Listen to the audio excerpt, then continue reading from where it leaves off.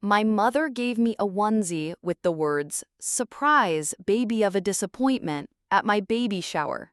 It was a joke, he vowed, so I did this while laughing. After 3 months, there was a loud knock on the door. Yes, that's when I understood that my child's first article of clothing was also my family's last testament to my existence. Let me back up, though. A lovely, low-key baby shower was the plan. Cupcakes made at home. My husband stayed up at 2 in the morning taping some Pinterest decorations to the wall. Some family members. A couple of pals. The typical things people do when they're anticipating a baby, you know. The only person in the room who appeared even slightly pleased for me was my husband, Adam.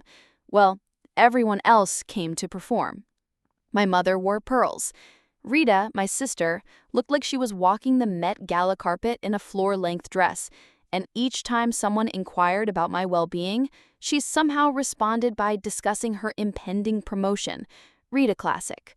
In any case, I had nearly survived the afternoon without encountering any emotional obstacles. The presents followed. A couple of infant blankets, a few pacifiers, a small giraffe still wearing its tag. Aunt Laura, nice touch. A glittery grandma-to-be sticker was then placed on the front of the gift bag my mother gave me.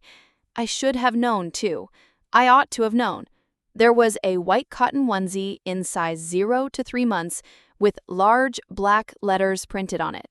A surprise, baby of a letdown. For a moment, the room was completely quiet.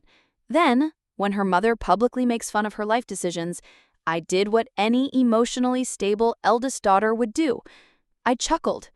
Out loud. Big laugh. As if it were the most hilarious thing I had ever witnessed. "That's hilarious, Mom, I swear." I held it up for everyone to see as I spoke. "I see you still have that edgy sense of humor." My mother grinned as if she had just received an Oscar.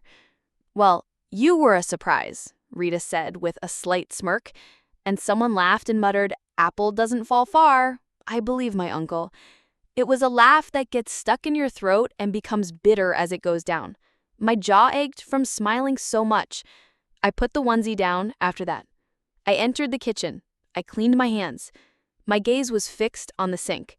And I decided something. I had no intention of bringing up my child in the company of individuals who found such things amusing, in the presence of people who applauded when I laughed at being made fun of. One day there would be people who would turn around and tell my child, "You know your mom wasn't meant to be born, right?" Not at all. I didn't say any of that, though. Not just yet. Because that night something else happened. Something that caught me off guard. I became aware of the extent of the rot at that point. The onesie was merely a joke. For 30 years, the actual joke had been going on, and the joke was always me. When I was insulted in front of friends and family, I did what any calm, emotionally stable pregnant woman would do after taking a shower. When I got home, I sat on my closet floor and sobbed until I felt like I had a migraine. Adam made an effort to console me. He did. But when your wife starts crying, what do you say? Will they treat our child the same way I was treated? He had nothing to say. And that was the problem. I had the answer already. Look, this wasn't an isolated incident. It wasn't as though my mother had suddenly become a cruel person whose sense of humor was influenced by remarks made on TikTok. No, this had been building since birth. Specifically, my birth, which seemed to be a huge hassle. The oops baby was me. A hospital blanket wrapped around a midlife crisis. Rita was born when my parents were in their 20s. Perfect. Well planned. The golden child. Then, like an unpaid bill, I showed up uninvited, and they never forgot it. It was always, "You're lucky we kept you. To be honest, you spoiled our plans for an empty nest. You prevented us from traveling." Like they were telling me what to eat for dinner. They would say it with that casual cruelty. Naturally, Rita didn't know this. They decided to go with her. What about me? A mishap. A result. An oversight every month. They loved me in a different way, I used to tell myself. That it was just less photogenic, not worse. But because Rita's ballet recital was on the same day and she worked so hard, Christine. It became harder to maintain that lie each time they forgot my birthday or skipped my high school graduation. Being the older sibling did not mean wisdom in our household. It meant you were superior. Rita got into Yale, but this is still good for you, my mother said when I got my admission letter to a state university. During college, I worked. Rita didn't. I went to job interviews in clearance rack suits. Rita's closet looked like a showroom for Banana Republic. My father even asked me, "Are you sure you don't want to wait for someone with a little more ambition?" after I got engaged to Adam. Yes, that was the family. To put it politely, brutally honest means emotionally reckless with zero accountability. God bless Adam, he did his best. You're not them, he insisted repeatedly. You are not required to be them. And in principle, I thought so. However, every time I paid full price for something, I would hear my mother's voice in my mind. Whenever I refused to assist with another bill, I heard her say, "Chrisette, stop being selfish," each time I made a self-centered decision. It was more than words. I felt like I owed them something just for being born because of them. Even after I began to do well for myself, when Adam and I eventually paid off our car, when I was promoted, and when we purchased a modest home, they managed to instill guilt in me. You ought to assist your sister, according to my mother. She's doing vital work. My dad also mentioned that Rita is doing international consulting. She also needs to take care of that baby. It's funny, since I was the one who spent the majority of the weekends watching that baby. For nothing, Rita was networking. When my dad's hours were reduced, I even sent money to help with my parents' mortgage. Thank you, but no, thank you very much. 2 weeks later, they sent a follow-up text to request assistance with their utility bill. Yes, I did laugh when I saw that onesie, not because it was amusing, but rather because it validated my lifelong suspicions. I wasn't considered a real person by them. I was used as a debit card scapegoat for the family. And now, I was expecting my own child. I opened a blank document on my laptop while I sat in bed the night of the baby shower. I began to type a list. Not a list of things to do, not a plan for birth, a line. I would no longer allow them to cross that line. And please stop making jokes about me. No more unwanted visits either. No more financial assistance. Never. And unless I specifically state otherwise, no access to the baby. No Rita backdoor manipulation. Adam turned and asked, "What's that?" "Our new family policy," I said. And I slept for the first time in years. Naturally, though, they made it difficult. My mother texted me the morning after the baby was born. "Is she present then?" No name, no congrats. That's all. I didn't answer. I did, however, put her on the block list. I created a private folder called Evidence. In case they ever tried to paint me as the bad guy, I kept screenshots of Rita's posts and their onesie texts inside. I was looking for evidence. I requested receipts. Adam dubbed it my policy of emotional insurance. I referred to it as self-defense. Even so, a part of me silently and foolishly hoped they would apologize, that their appearance would be different. Maybe the baby would make them softer. They didn't. They got more intense. And one thing became clear after 3 months. They wanted to see more than just the baby. They wanted authority. Cutting someone off always seemed like slamming a door. Out loud. Dramatic. Final. It's quieter in real life, though. More operative. It would be like sneaking out of a burning building and locking the door after you leave. Not to cause internal harm, but because you know they will only pull you further into the flames. I didn't text a large family group. I did not write a letter of passion. It has ceased. No more text messages. There will be no more updates. No more money. I discreetly stopped the automatic transfers I had established to assist with my parents' mortgage. That amounted to $600 monthly. Lost. I halted Venmo Rita to cover urgent childcare costs, which, oddly enough, always fell on her spa days. Lost. Years ago, I foolishly agreed to a shared family emergency fund, which I withdrew. In other words, the Christine pays for everything fund. Also gone. I didn't elaborate. I made no excuses, because the moment you begin to explain things in such a way, people will take that information and turn it into a point of contention. Naturally, the response was instantaneous. The passive-aggressive text appeared first. As you can see, the mortgage was not approved. I hope all is well. Interpretation: where is the ATM for our money? Rita. Hello, your niece is in dire need of her medication this month. Could you please send your regular? Her niece only existed when money was involved, which is funny. I chose to ignore them. Thus, they intensified. I don't know what's going on with you, but this attitude is unacceptable, was the first line of my mom's voicemail that she left when she called, and concluded by saying, maybe you're not old enough to be a parent if you believe you can use money to punish us. Correct, because being mature means paying your emotionally abusive parents to make fun of your life decisions and to disparage your unborn child. The parade of guilt trips followed. We relied on you. Your dad's blood pressure is elevated. This kind of stress could kill him. Dad, I spent my entire life working hard. Do I receive this gratitude? Rita. Whoa, this is just cruel, but I knew that becoming a mother would change you. Rita too. It wouldn't cost you anything to let mom and dad meet the baby. I nearly lost it at that point. I suppose she was correct. Allowing them to hold her would have been simple. Take some pictures. For a moment, imagine that we were one of those happy families you see in Hallmark films.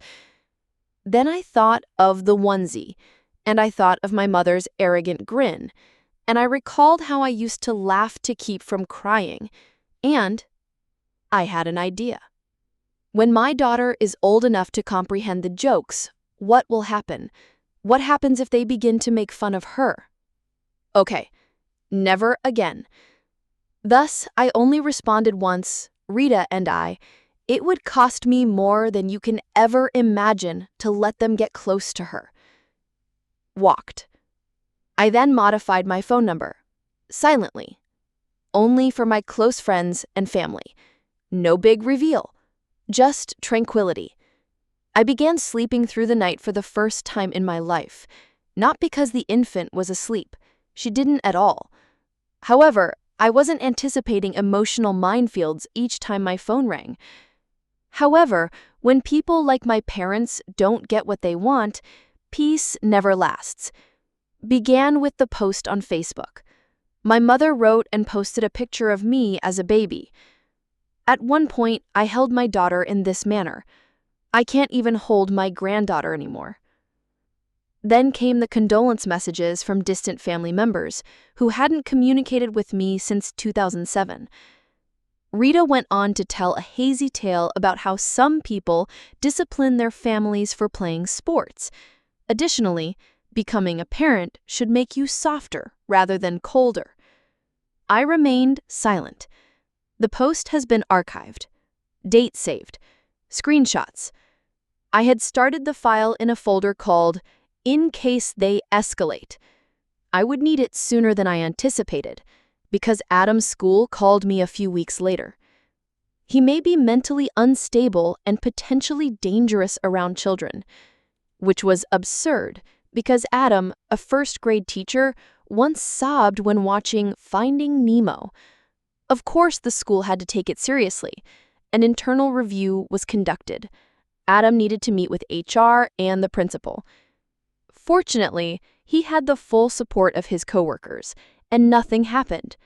But I knew. The caller was someone I knew. I didn't have to prove it, but I couldn't. Vindictiveness like that has a signature. For years, my family had been signing it. I printed everything that evening. Voicemails, old emails, texts, and posts on social media. They gave me every scrap of emotional manipulation they had ever used as a favor.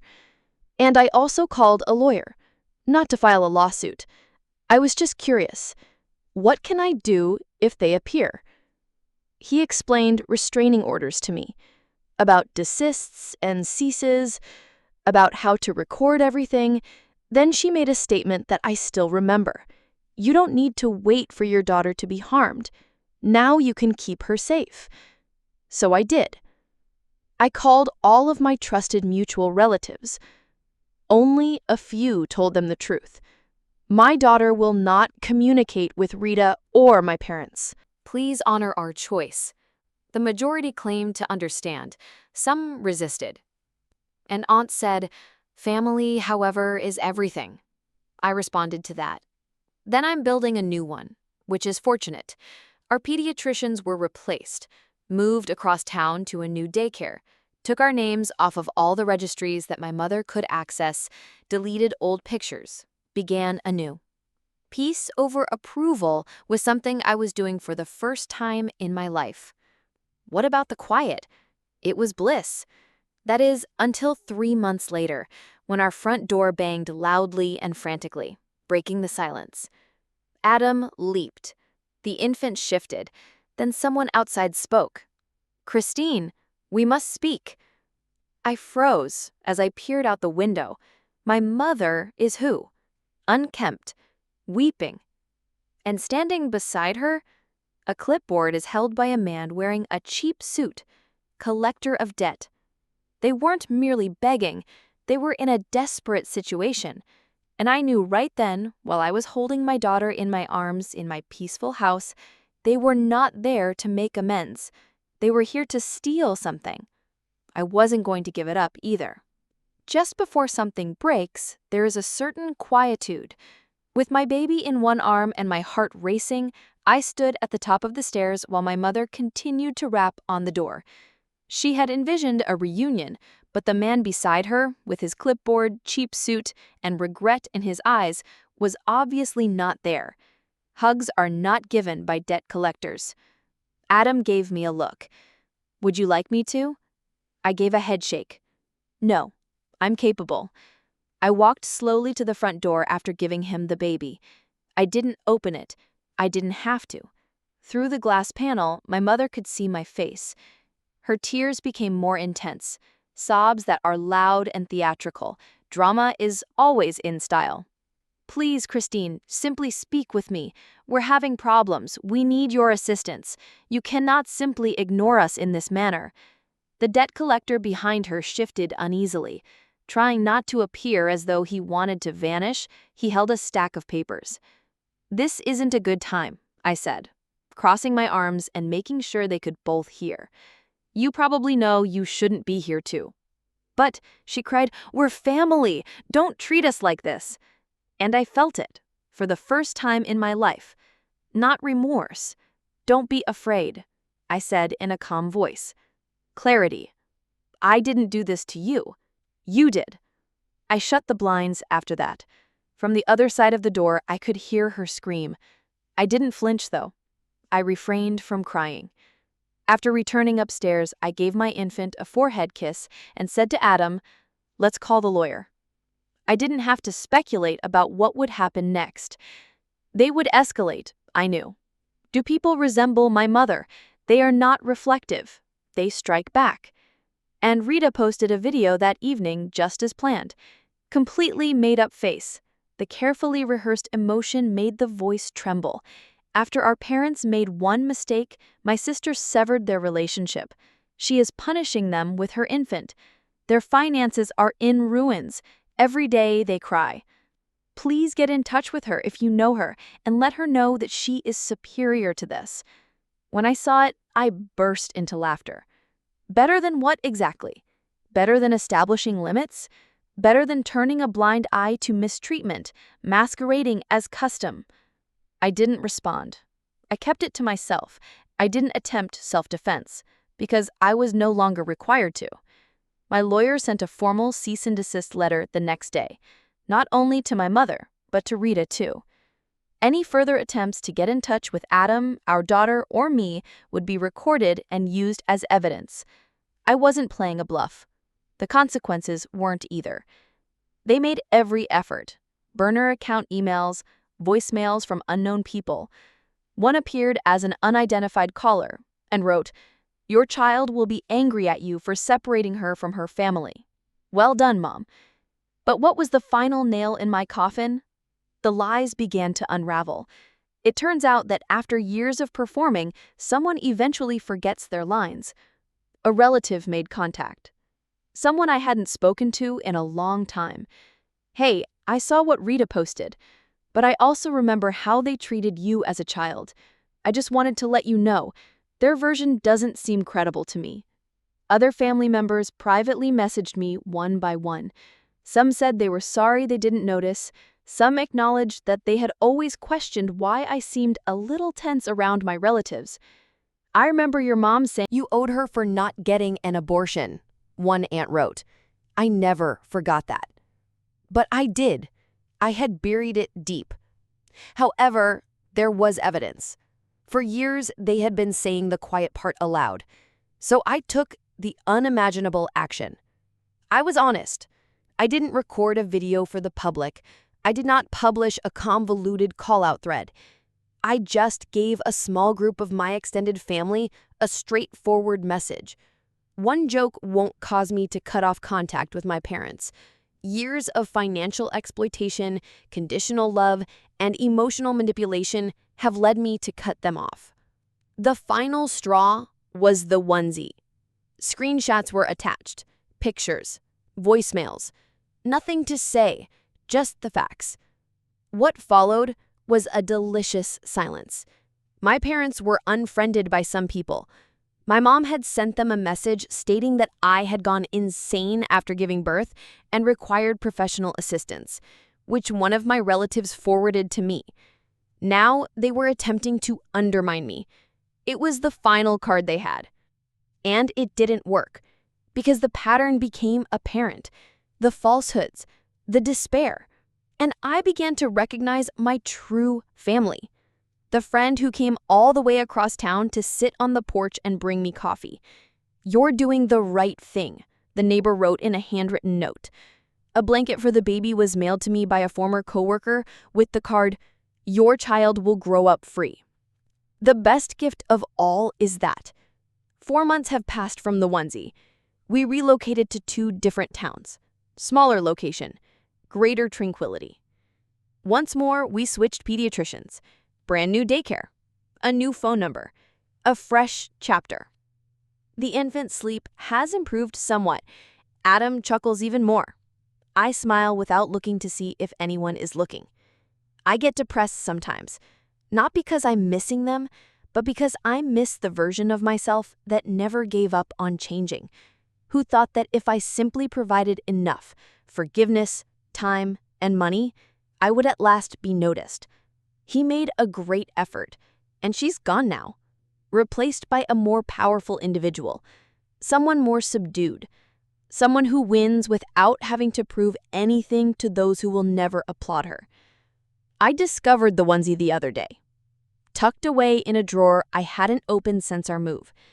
I looked at it for a while, then I placed it in an evidence-labeled box, closed it with tape, put it in a file.